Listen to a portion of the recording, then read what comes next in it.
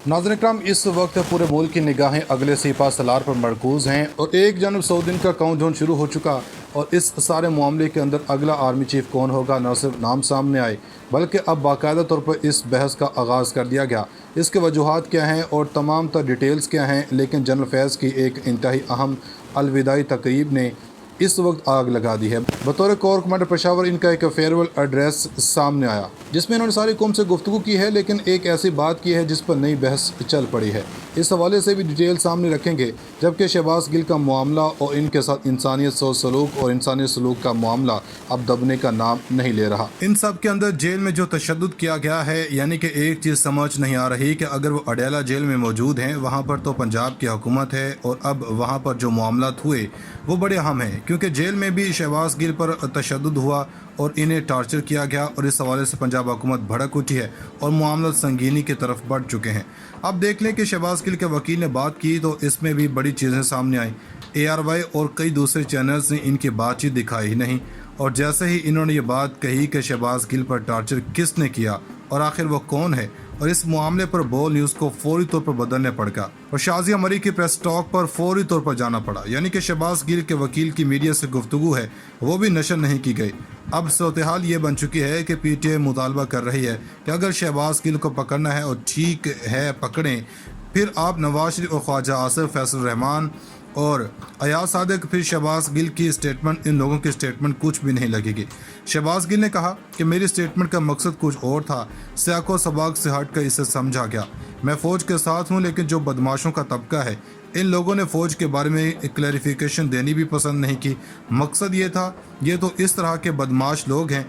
इन सब के अंदर कर्नल हाशिम डोगर ने इतराफ़ किया कि IG जेल खाना जात PTI के रहनुमा तल कलामी हुई और इन्होंने कहा कि जी ठीक है, आपको इकदाम करवाने हैं तो आप मेरे बॉस परवेज़ इलाही से करवाएं, और इसके अंदर वज़ीर दाखिला किरदार बड़ा अहम है। अडेला जेल की प्रेस टॉक के बाद मेरे इल्म में आया कि जेल दाखिले की रात शहबाज गिल को गैर कानूनी तौर पर चक्की में रखा गया, जो किसी भी कैदी के साथ नहीं होना चाहिए।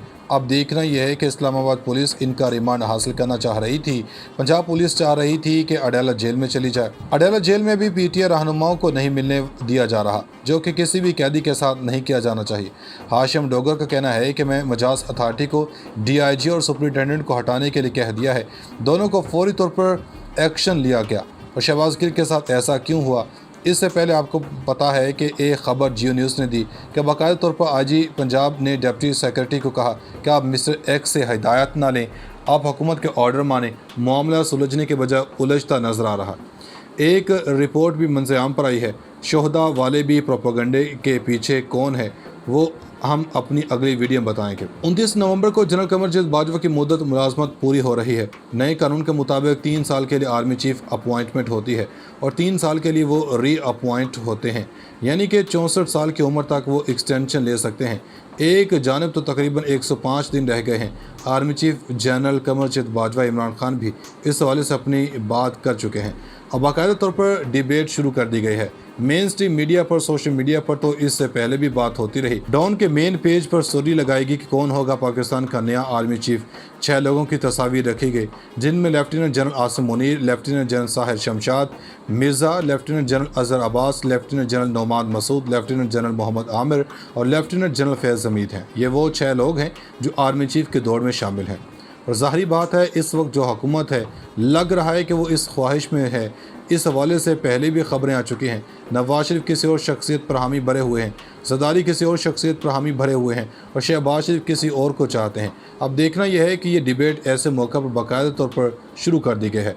मेन स्ट्रीम मीडिया पर इन तमाम की प्रोफाइल भी सामने आ गई है और अब सवाल ये पैदा होता है कि डिबेट छिड़ने के बाद ऐसे शख्स को टारगेट किया जाता है जो इस वक्त सबकी ज़ुबान पर है। इस वक्त जनरल फैज़ हमीद ने बहावलपुर कोर का चार्ज संभालना है। वह जनूबी वज़ीरिस्तान गए, वहाँ पर जाकर इन्होंने आज़ादी का दिन मनाया। इन्होंने वहाँ कहा कि आज का दिन बड़ा अहम है, क्योंकि एक तरह से 73 साल तकरीबात भी हैं और मेरा फेयरवेल एड्रेस भी है। इन्होंने कहा कि जनूबी वज़ीरिस्तान बड़ा खूबसूरत है, मुकामी लोगों ने बड़ी कुर्बानियाँ दी।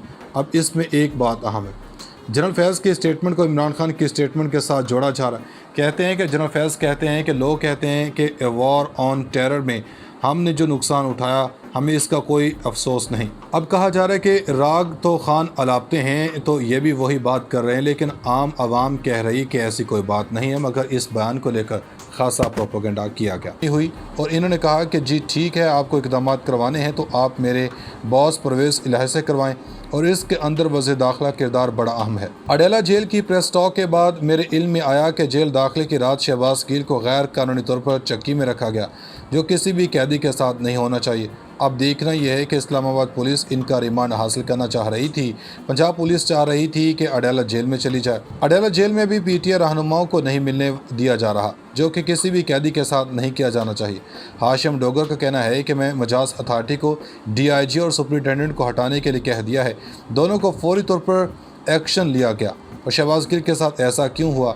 اس سے پہلے آپ کو پتہ ہے کہ ایک خبر جیو نیوز نے دی کہ باقاعدہ طور پر آئی جی پنجاب نے ڈپٹی سیکرٹری کو کہا کہ آپ مسٹر ایکس سے ہدایت نہ لیں، آپ حکومت کے آرڈر مانیں۔ معاملہ سلجھنے کے بجائے الجھتا نظر آ رہا۔ ایک رپورٹ بھی منظر عام پر آئی ہے، شہداء والے بھی پروپیگنڈے کے پیچھے کون ہے وہ ہم اپنی اگلی ویڈیو میں بتائیں گے۔ 29 نومبر کو جنرل قمرجیت باجوہ کی مدت ملازمت پوری ہو رہی ہے۔ نئے قانون کے مطابق 3 سال کے لیے آرمی چیف اپوائنٹمنٹ ہوتی ہے اور 3 سال کے لیے وہ ری اپوائنٹ ہوتے ہیں، یعنی کہ 64 سال کی عمر تک وہ ایکسٹینشن لے سکتے ہیں۔ ایک جانب تو تقریباً 105 دن رہ گئے ہیں۔ Army chief general Qamar Javed Bajwa Imran Khan بھی اس حوالے سے اپنی بات کر چکے ہیں۔ اب باقاعدہ طور پر ڈیبیٹ شروع کر دی گئی ہے۔ مین سٹریم میڈیا پر، سوشل میڈیا پر تو اس سے پہلے بھی بات ہوتی رہی۔ ڈان کے مین پیج پر سٹوری لگائے گی کہ کون ہوگا پاکستان کا نیا آرمی چیف۔ 6 لوگوں کی تصاویر رکھی گئی، جن میں lieutenant general Asim Munir, lieutenant general Sahir Shamshad Mirza, lieutenant general Azhar Abbas, lieutenant general Nauman Masood, lieutenant general Muhammad Aamir اور لیفٹیننٹ جنرل فیض حمید ہیں۔ یہ وہ 6 لوگ ہیں جو آرمی چیف کے دوڑ میں شامل ہیں، اور ظاہری بات ہے اس وقت جو حکومت ہے لگ رہا ہے کہ وہ اس خواہش میں ہے۔ اس حوالے سے پہلے بھی خبریں آ چکی ہیں۔ نواز شریف کسی اور شخصیت پر حامی بھرے ہوئے ہیں، زرداری کسی اور شخصیت پر حامی بھرے ہوئے ہیں، اور شہباز شریف کسی اور کو چاہتے ہیں۔ اب دیکھنا یہ ہے کہ یہ ڈیبیٹ ایسے موقع پر باقاعدہ طور پر شروع کر دی گئی ہے۔ مین سٹریم میڈیا پر ان تمام کی پروفائل بھی سامنے آ گئی ہی، اور اب سوال یہ پیدا ہوتا ہے کہ ڈیبیٹ چھڑنے کے بعد ایسے شخص کو ٹارگٹ کیا جاتا ہے جو اس وقت سب کی زبان پر ہے۔ اس وقت جنرل فیض حمید نے بہاولپور کور کا چارج سنبھالنا ہے۔ وہ جنوبی وزیرستان گئے، وہاں پر جا کر انہوں نے آزادی کا دن منایا۔ انہوں نے وہاں کہا کہ آج کا دن بڑا اہم ہے، کیونکہ ایک طرح سے 73 سالہ تقریبات بھی ہیں اور میرا فیئرویل ایڈریس بھی ہے۔ انہوں نے کہا کہ جنوبی وزیرستان بڑا خوبصورت ہے، مقامی لوگوں نے بڑی قربانیاں دیں۔ اب اس میں ایک بات اہم ہے، جنرل فیض کی اسٹیٹمنٹ کو عمران خان کی اسٹیٹمنٹ کے ساتھ جوڑا جا رہا ہے۔ کہتے ہیں کہ جنرل فیض کہتے ہیں کہ لوگ کہتے ہیں کہ وار آن ٹیرر میں ہم نے جو نقصان اٹھایا ہمیں اس کا کوئی افسوس نہیں۔ اب کہا جا رہا ہے کہ راگ تو خان الاپتے ہیں، تو یہ بھی وہی بات کر رہے ہیں، لیکن عام عوام کہہ رہی کہ ایسی کوئی بات نہیں ہے، مگر اس بیان کو لے کر خاصا پروپیگنڈا کیا گیا۔